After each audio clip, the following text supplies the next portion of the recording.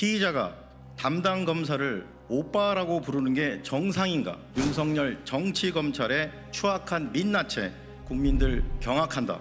장시호와 김영철 검사의 문자 대화 내용입니다. 장 씨가 급히 연락 달라고 하자 8분 만에 김영철 검사는 미안, 통화 가능? 이라고 답합니다.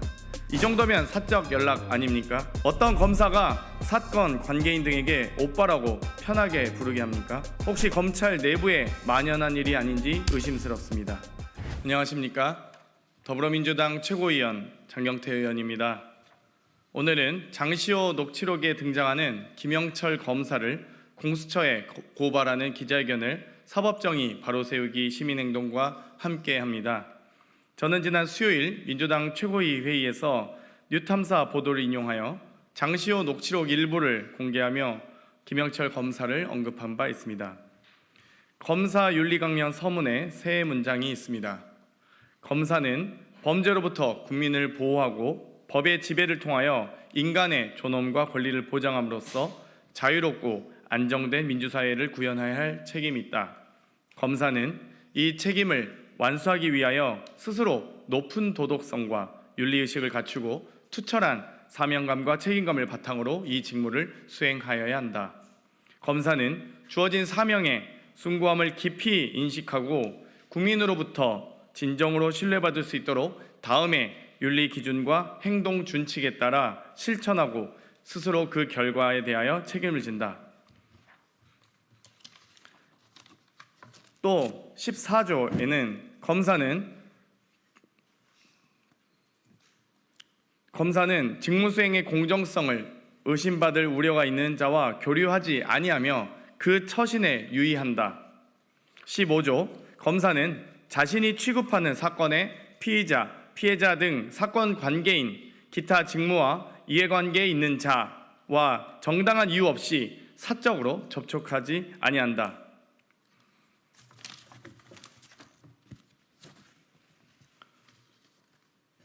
인터넷 언론이 보도한 장시호와 김영철 검사의 문자 대화 내용입니다. 해당 문자에서 장 씨가 김 검사를 오빠라고 부르는 것도 확인됐다고 합니다. 장 씨가 급히 연락 달라고 하자 8분 만에 김영철 검사는 미안, 통화 가능? 이라고 답합니다. 이 정도면 사적 연락 아닙니까?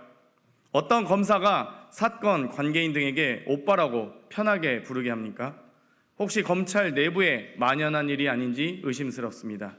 장 씨에 따르면 서울 강남의 공유형 숙박시설에서 만남을 가진 정황도 설명하고 있습니다. 김영철 검사는 검사 윤리 강령을 위반했습니다. 서문에 나오듯 스스로 이 결과에 대하여 책임져야 할 것입니다. 어줍잖은 협박하지 마시고 수사 받으시기 바랍니다. 그리고 이원석 검찰총장께서 스스로 깨끗해져야 된다고 하셨고 한동훈 전 법무부 장관도 잡범이다라는 표현도 하셨는데 빠르게 대검 반부패 과장 직위 해제도 혹은 직무 배제도 하시길 요청드립니다. 이제 마이크를 사법정의 바로 세우기 시민행동 김한매 대표님께 넘기겠습니다. 안녕하십니까? 대한민국을 더욱 정의롭고 민주적인 사회로 만들기 위해서 검찰 사법 분야에서 노력하고 있는 사법정의 바로세우기 시민행동 상임대표 김한매입니다. 정말 지금 작금의 상황은 국가의 시스템 자체가 국기가 얼마나 문란해졌는지를 단적으로 보여주는 사건이라고 생각합니다. 국가의 중대 사건인 국정농단 사건의 수사와 재판 과정에서 벌어진 이러한 난맥상에 대해서 온 국민이 충격을 받고 경악을 금할 수가 없습니다. 먼저 오늘 기자회견에 간단한 순서를 말씀드리면 아까 방금 전에 장경태 의원님 최고위원께서 이 사건의 내막에 대해서 소개해드렸고요.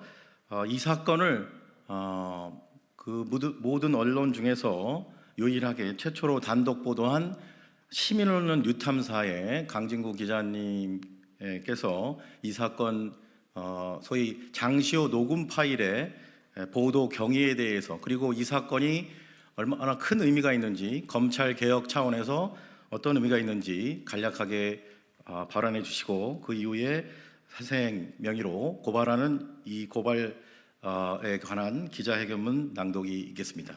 네, 그럼 이어서 고발 기자회견문을 낭독하도록 하겠습니다. 기자회견문. 피의자가 담당 검사를 오빠라고 부르는 게 정상인가? 윤석열 정치검찰의 추악한 민낯에 국민들 경악한다. 장시호 녹음 파일로 드러난 윤석열 정치검찰에 의한 검찰권 남용 및 불법적 거래, 공수처는 즉각 수사하라. 2024년 5월 6일 시민언론 뉴탐사는 국정농단 사건의 핵심 피의자였던 최순실의 조카인 장시호와 국정농단 특검팀 출신으로 이재용 삼성그룹 부회장의 수사 및 재판을 담당했던 김영철 검사 간의 수사 및 재판과 관련한 불법적인 거래의 정황이 담긴 소위 장시호 녹음 파일에 관해 단독 보도했습니다. 장시호는 2016년 시작된 국정농단 수사에 관련하여 국정농단 수사와 재판을 담당했던 국정농단 특검팀의 특급 도우미로 알려져 있는데 국정농단 수사 및 재판과 관련하여 특검 측에 유리한 진술과 증언을 하여 자신에 대한 수사 및 재판에서 편의를 받았다는 정황이 이번 장시호 녹음 파일을 통해 드러났습니다.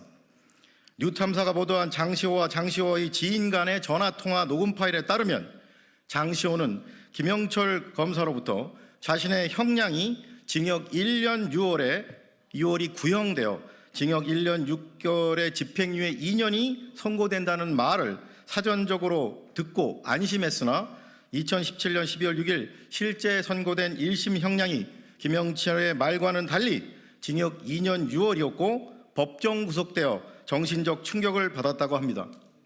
장시호는 법정 구속된 날 저녁에 김영철 검사실에 와서 김영철로부터 위로를 받고 김영철과 함께 이재용 재판에 대비하여 미리 법정에서 답변할 내용을 암기했다고 말했습니다. 아울러 자신의 법정 증언으로 인해 이재용에게 피해가 갈 것을 우려하거나 이재용에 대한 미안함을 표시하는 취지의 발언도 했습니다. 한편 김영철 검사는 2023년 9월 대검 반부패 1과장으로 영전하기 전까지 서울중앙지검 반부패 수사 2부장으로 재직하면서 김건희 여사 관련 코바나 컨텐츠 뇌물성 협찬 의혹 사건, 삼성그룹 뇌물성 전세권 설정 의혹 사건, 도이치 파이낸스 주식 저가 매수 의혹 사건을 모두 한꺼번에 땡처리하듯이 무혐의 불기소 처분한 담당 검사였습니다. 김영철 검사는 한 인터넷 언론사에 장시호가 자신을 오빠라고 편하게 부르게 한 사실은 인정했으나 위증교사 및 부적절한 사적 만남을 가졌다는 의혹은 모두 허위 사실이라며 강력 법적 대응하겠다는 취지의 입장을 밝혔습니다. 이에 다음의 혐의로 피고발인 김영철을 공수처에 고발합니다. 1. 직권남용 권리행사 방해 및 모해 위증 교사의 점. 검찰과 같은 수사기관의 생명은 정치적 중립과 공정성입니다.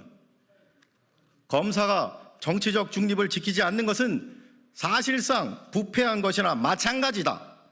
위의 말은 윤석열 현 대통령이 검찰총장 시절에 자신이 직접 총괄하는 검찰 조직에 훈시한 말입니다.